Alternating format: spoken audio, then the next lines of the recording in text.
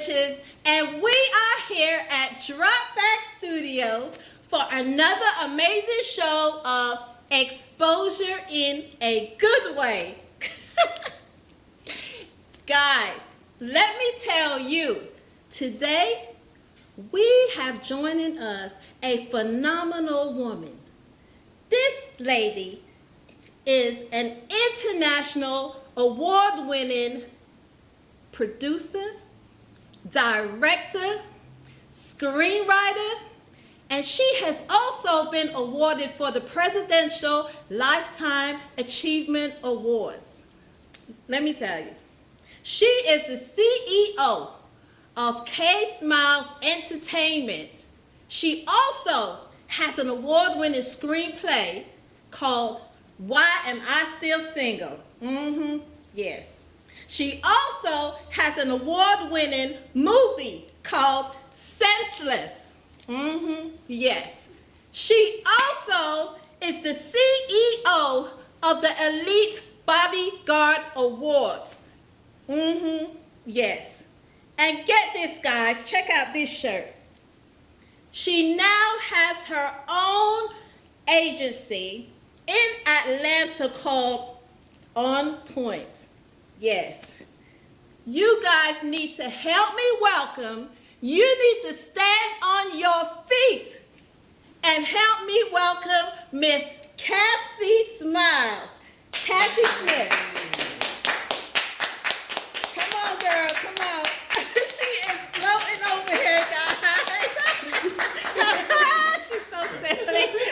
Have a seat. How you doing, Miss? Okay, good. Have a seat, honey. Thank you. So good to be here. So good to be there. Yes. So how are you? How you I'm doing? doing absolutely amazing. How are you today? I am great. Good. I'm so excited to have you. I'm excited to be here on my sister's station. This is amazing. This is amazing. I like the setup. It's really nice. You did a good job. Oh, thank you. That was the owner of the studio that handled that. Okay. Yeah, I got to give her the props. You know, Okay. Mary Marie. I'm just doing this right here. So, Kathy, Yes. everybody want to know. We want to know where you are from. Oh, okay. So I was born and raised in Memphis, Tennessee, from a small little, well, it's not actually, I say it's small, but actually Orange Mound, Memphis, Tennessee, is the second largest black community in the United States. And we were the first community that allowed black people to own their own land and build their own homes. Oh, wow. Yeah, that's a well-kept secret that should be really big. Like, it's Harlem. We should be as big as talk about as Harlem. Wow. That's dope. So, what brought you to Atlanta? What brought me to Atlanta was actually a change, you know, because Right. I was born and raised in Memphis, and Right. I married a California man Okay. who took me back to LA, and that's where my career really got a good start.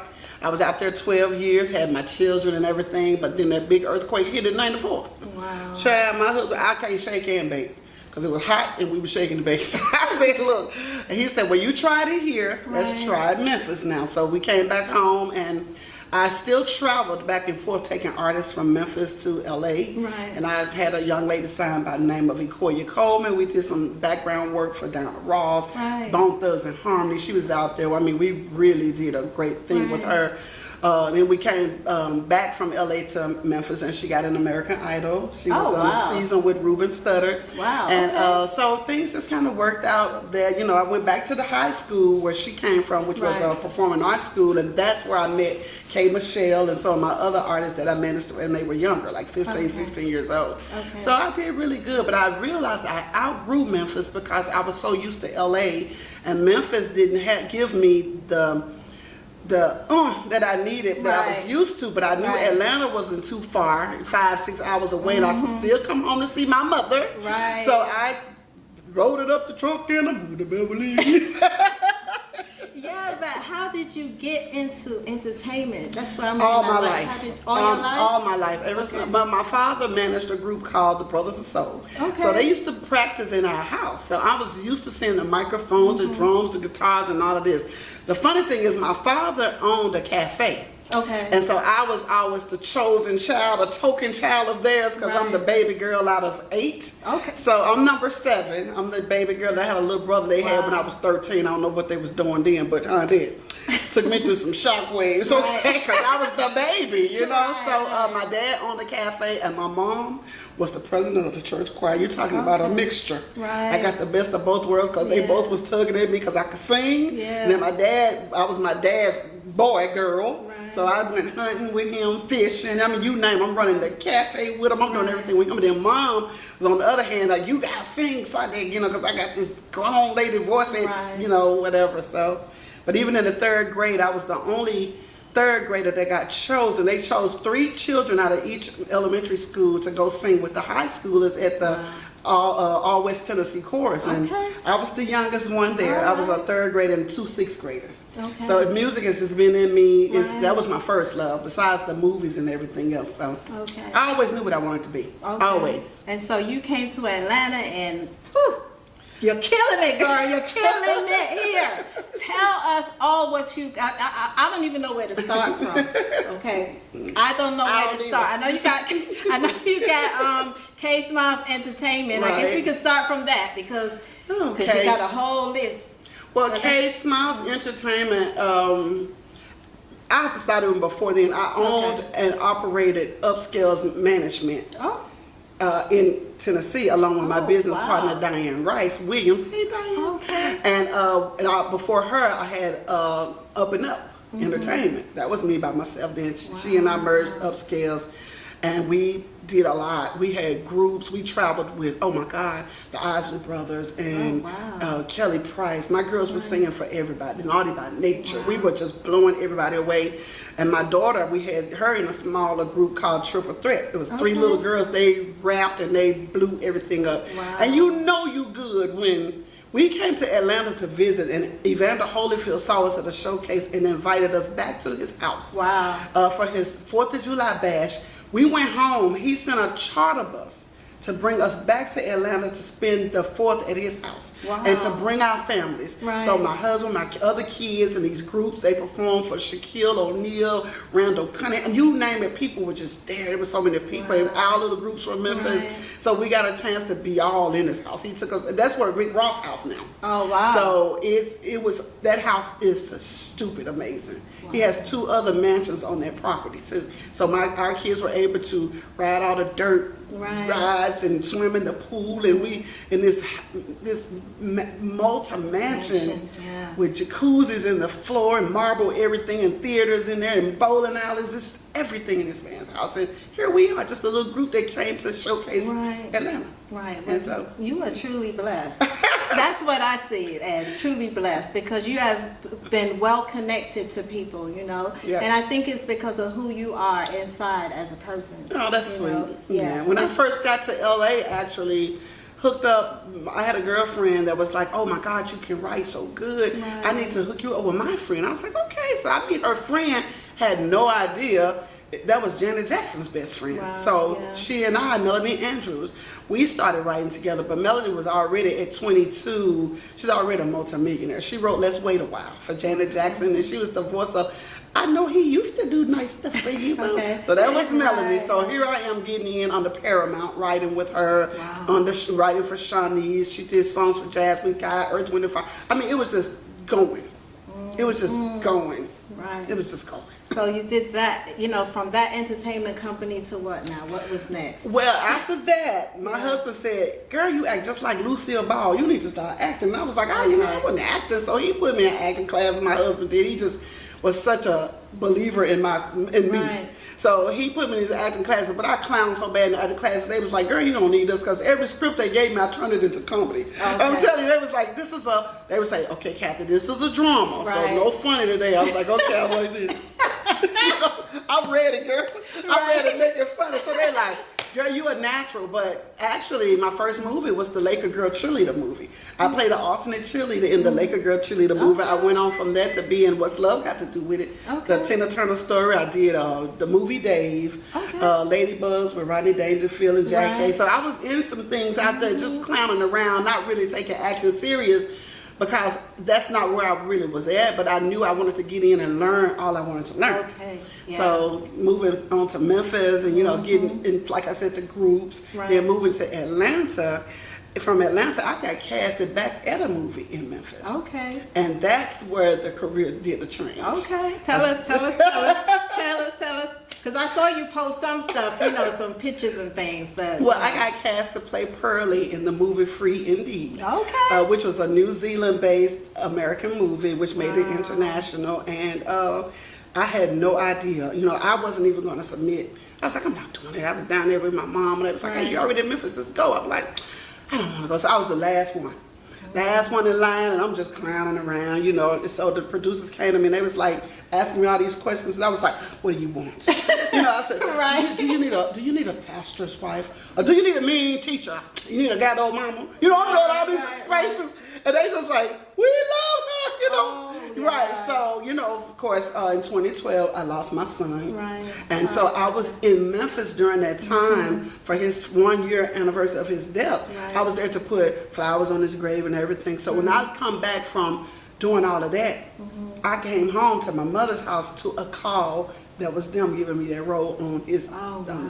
on his death day. Wow. On his birthday, actually. It was his birthday. Mm-hmm. Sorry Yeah, about your thank son. you, thank you. Ooh, okay. Yeah, I know.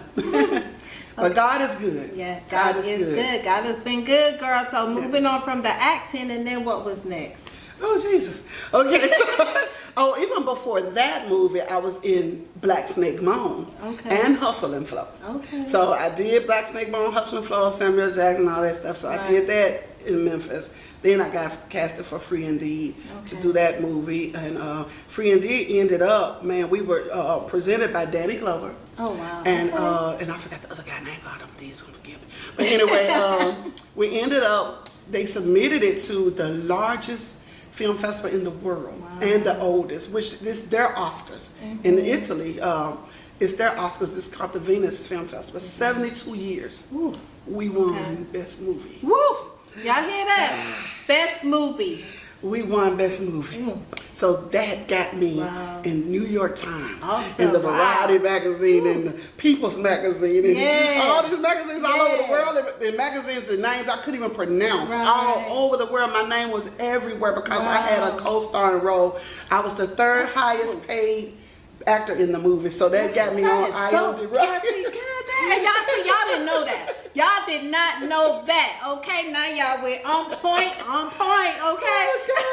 Yeah, I was the top third highest paid actor in the movie, and that got me on IMDb on the main page with David Harwood, the black British guy that was in Homeland. He started Homeland, and Edwina Finley Dickerson, who plays Kelly for If Loving You Is Wrong. Tyler Perry, she played Kevin Hart's wife. So here and then me. Yeah. So it was us three. So you can probably look on IMDb down and see me.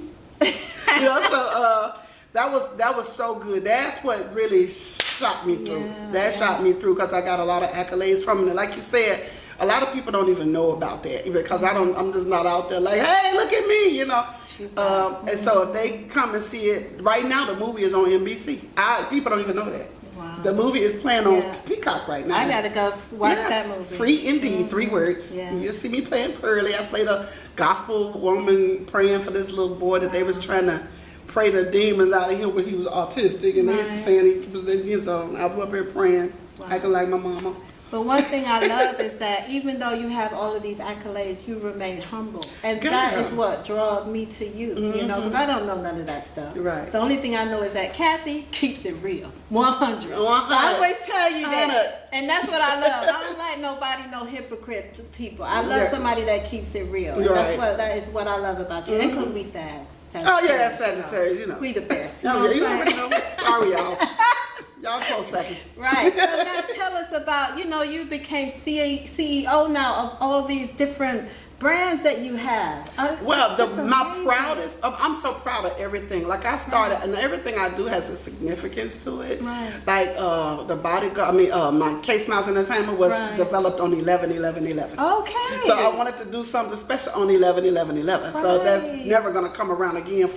We'll be dirt, So and then On Point is started around my son's birthday.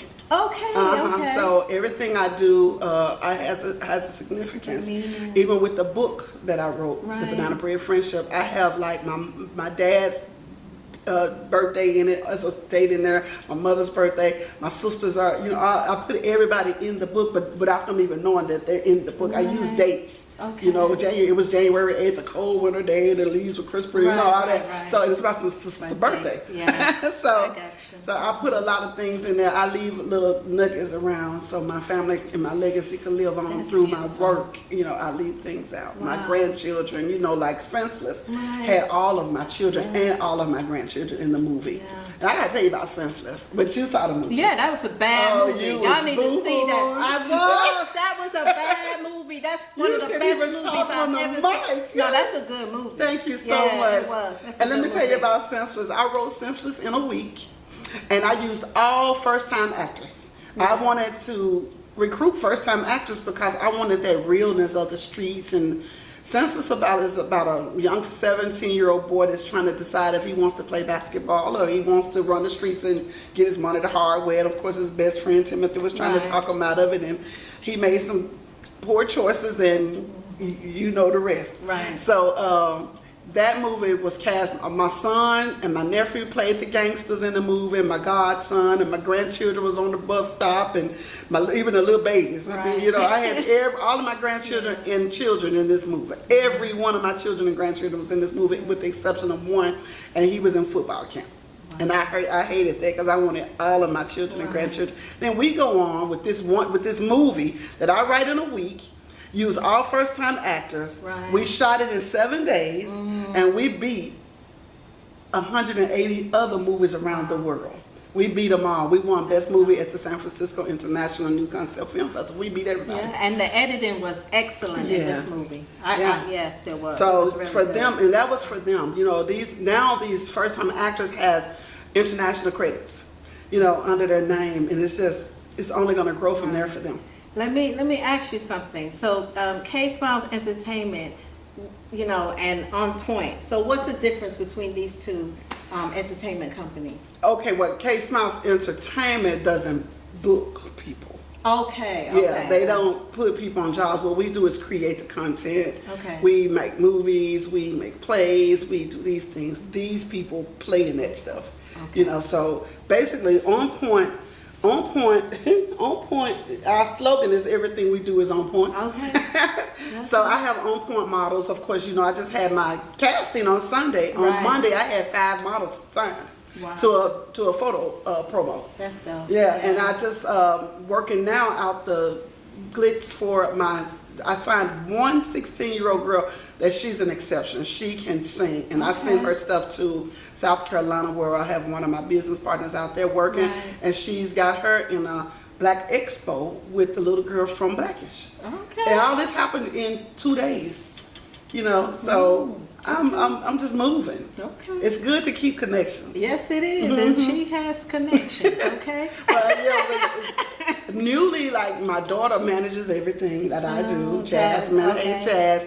Well, she's now, as of it's official now. They want to put it out there until it's official, but she's now Kiki Wyatt's manager. Okay. So she's managing Kiki Wyatt, and they just did the TV one to get the tribute to Dionne Warwick, and so she's meeting all these producers, that I need to know. Right.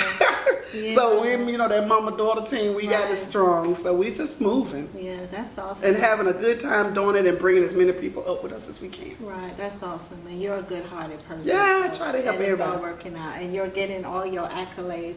Even more now. You got some before, but not because you're going to the Fox, right? Oh yeah, I'm being honored at the Fox Theater on February 18th. Yeah. At this big arts gala. Yes. Yeah. Yes.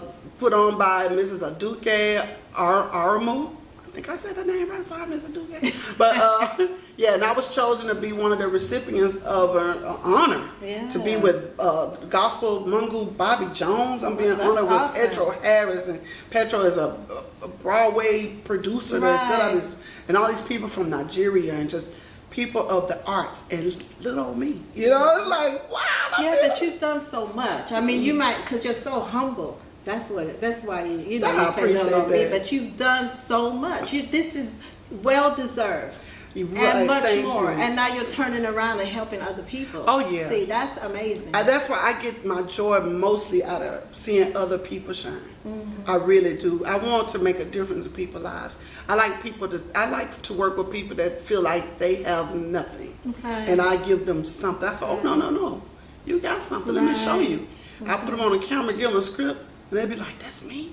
Like, yeah. I had to dig in you to get it out, though, but it's you. Because I don't give up on you. I'm going to say, girl, cut. Didn't I just tell you to do this like this? You got to listen. I'm going to tell you. And so when they do it, and they be like, wow, now I see it. Yeah, you got it. Right. So they give them a new career that they never thought that they could have, because, like I try to tell people, God gave us all the same amount of gifts. Yeah. We may have different gifts, right. but He didn't favor Oprah or Bill Gates or no more than He did us. It's just that they dug for what they wanted. Absolutely. And a lot of people just sit on theirs, but when He said we're all created equal, He meant that. Yes. He don't favor one more than the other. He's not a discriminating God. He didn't give Oprah 10 gifts and give Marie 2. Right. If she got 10, you got 10. I got 10, he got 10, they got 10. That's how God works. But what you do with your 10 gifts, it's up to you whether you use them or not. That's and right. we don't have the same, because I would be a terrible undertaker. Right. That ain't my job. Right. But somebody else might be one of the best in the world. Right. You know what I'm saying? Look at Oprah. Oprah got it out the mud. Yeah. She's from Dirtback, Mississippi, where her uncle molested her. She had this baby, and the baby was born and died, and her mama had to separate the kids because she couldn't take care of them. Oprah didn't go to a prestigious college. She went to Tennessee State. Right. She became a weather girl. Not the look that industry wanted, plus size, no hair, big, no. They didn't want that. Oprah dug and dug and dug till she became one of the richest billionaires in this country. That's right. From nothing. So you gotta believe in yourself and keep digging. Absolutely. You know, because we're all gonna run into those stumbling blocks. You know, just gotta have strength to climb. You just gotta have the strength to climb them stumbling blocks. You just gotta keep going. You just gotta keep going. Just like little old me. Yeah, keep you going. you just keep going. Keep going. Don't give up. Tell us about the Bodyguard Awards, girl. Oh my God, the Bodyguard Awards came to me when, after my son passed away. I wanted to do something in his honor, although he was not a bodyguard, but I used to call him my little bodyguard because he was the oldest and he didn't play about his mom and his sisters and brothers. So I always say, you my little bodyguard, you protecting us, you know, or whatever. So when he passed away, of course, me being in the industry, I know bodyguards, and you know Steven and all those guys. So I was sitting with Steven and I was talking to him. I said, I want to really do something big for the bodyguards because I feel like you guys don't get honored enough. And after hearing some of the stories, like Steven's story, who he was on a tour with Big Sean, and he got the call while he was on the bus that his mother had a massive heart attack and she was in critical condition. So they doing the concert, Steve's on the bus crying, trying to figure out what's going on with his mama. Mind you, Steve is the only child, never knew his dad. All he had was his mama and grandma. So grandma called back and said she's making a turn for the worse, you know, so just keep praying. So he's boo-hooing Sean, like, let's just leave. But they wouldn't get him home in time, and there was no flights going out in time to get him there. So he stayed there and waited on that last call, and his mother said, hey, you got to tell your mother goodbye on the speakerphone. And that's just one of the stories that bodyguards have had to face. They've missed out on funerals, because they're traveling to feed their families. And if you leave, there's no guarantee you're going to have your job, because they will flip a bodyguard quick. So they have to be there. So, but I noticed nobody was telling these guys thank you. Right. So I, of course, did my Bodyguard Awards. The first one was free. I fed every, God told me to do it. He said, do it free. It was held at the Western Hotel downtown. I spent a lot of money. But it was free. God said, do it free. I said, okay, are you sure, God? I can't charge you $10 for some crackers or something. No, he said, do it free. So, and feed them like family. I said, okay. So I did it free, feed them like family. And that year I did, I did Lee Daniels' Bodyguard. I did J. Cole's Bodyguard. Of course, Sir Charles Jones. Stephen was Big Sean. And plus Venus and Serena Williams. Of course, Latessa Alfred was Mary J. Blige bodyguard, so I did those bodyguards. And then the following year, we stepped it up a little bigger and got more. But, and, you know, then COVID hit, so knocked me down 2 years. I should have been on my 5th year. I ended up doing my 3rd year, but 3 is a charm. 3 is a charm, because what we did this year. I was there. Woo. Yep. When I tell y'all, what a camera, when I tell y'all, we cut up this year. When we had Tyrese, Bodyguard, and Tyrese was there to present his Bodyguard with his award. Tamika Scott from Escape, Sean Garrett, the Mongol songwriter that's got more #1 hits than everybody. He was there. Darren Henson. And I tell you, celebrities everywhere. People couldn't even name. We had the vice president of Columbia Records there, the vice president of Warner Brothers, Hot Miz, the senior songwriter from Sony. I mean, it was just people, and it was so beautiful.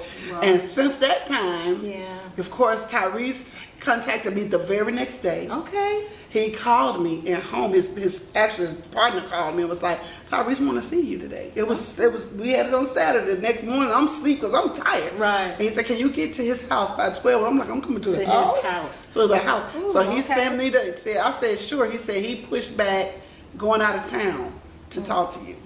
Because he was supposed to leave at 10, and he said he's going to leave after he have a meeting with you. I said, okay. So I get to Tyrese's house, 6-story house. Everything about Fast and the Furious engraved in the driveway. These big Voltron 12 feet statues. I mean, the house is amazing. So I walk in and everything. He comes out, he hugs me. We sit down and talk, and he said, "What you did is amazing. I never seen anything like it. I think it's great. I love the fact that you had it at New Black Wall Street. You gave black people a chance to have this kind of, black power in their building, and everything was beautiful." And he said, "I want to be a partner." I said, "What'd you say? Yes?" I almost went into slave. "Oh, yes, master." Yes, master. Girl, you funny. "Yes, master, you can do this with me." So I was like, no, I kept my composure because I've been around celebrities a lot, So I was like, I said, "Of course." And so he said, "Yeah, I know that I can get." He said, "But we're gonna do it big. We're gonna do it in LA, and it's gonna be like the Oscars for bodyguards." And he said, "I know Vin Diesel," and he started naming Denzel and Will. All of them will get involved with this. This is genius. This is genius. He just kept saying, "This is genius." So he's like, "I'm going out of the country to do my CDs," that's what he just did. He's been in Dubai and all these places, and he just got back. And so I talked to his partner yesterday, and we're getting ready to do another meeting, and we're going to sit down and we're going to do it one more year here in Atlanta, but with the people he knows. The show is about to be ballistic. So if y'all didn't support me for them 3 years, y'all. If y'all didn't support her, but guess what? You did. I did every year, didn't it? Every year that you knew. Yeah, you did. But so, no, but I wouldn't do that. But it's just a lot going on. I got musicals written. I got movies written. I got plays, more plays. I got nighttime series, a game show. You name it. If it's to be written, I've written it. My novel is 758 pages. That's just goes to show you how much I love to write. My book is so big that my publicist told me now to split it up into 3. You got 3 books. He's like, you can have 3 editions. Split it up. So now I'm going back in. I'm gonna pull it, chop it down to 3 books, and put 3 books out at one time. Wow. Yeah. So and that's gonna also be a 3-day movie series. Wow. This lady got a lot going on, y'all. Look, we could keep going for days, okay? But I want to know, how do you keep up with everything that you're doing? Because you're doing so much. So, come on, tell us. Because I get tired with what I'm doing. I'm doing like 2 and 3 things, but I get tired. You're doing like 7, 8, 9, I'm going to tell you how I keep up. I'm going to tell you how I keep up. I ran my day at a cafe, and I had to run the church with my mom, so I'm trained. Very well, yeah. I had to keep up with this, keep up with that, on top of a leisure life of being a cheerleader, being a majorette, just playing basketball. I ran track. I've done everything. I tied the state record in the 7th grade for the high jump. I'm telling you, I have done everything, majorettes. And then once I came back to Memphis, I went back to my old school, and I went to the guidance counselor and said, I want the children that's troubled. And I mixed them in with some of the good kids, and I was able to form a award-winning cheerleading squad that won the city championship with 1st through 3rd grade and 4th, 5th, and 6th graders. I had 2 teams. They won. I put the first trophies in the school, and we racked them up. Wow. We racked them up with these children. All children need to know is that they matter. Yeah. And these children, I would be the parent that would be standing outside, because I also taught it to school too. So I stand outside with baby wipes, and those little children is coming up and little faces ain't clean, you know, making sure, because children are so cruel to get teased. So you make sure they wiped up and cleaned up. And then we also started a clothes closet for the little boys that didn't have belts, and some of the parents were sending them to school and anything. And because I love children so much. Then I started my own dance school. With those same, I started my own dance school, and I taught children how to tap dance, ballet, jazz, modern, African dance, you name it, they did it, and we were performing all over the place with these little children. I'm telling you, I could do this stuff all day.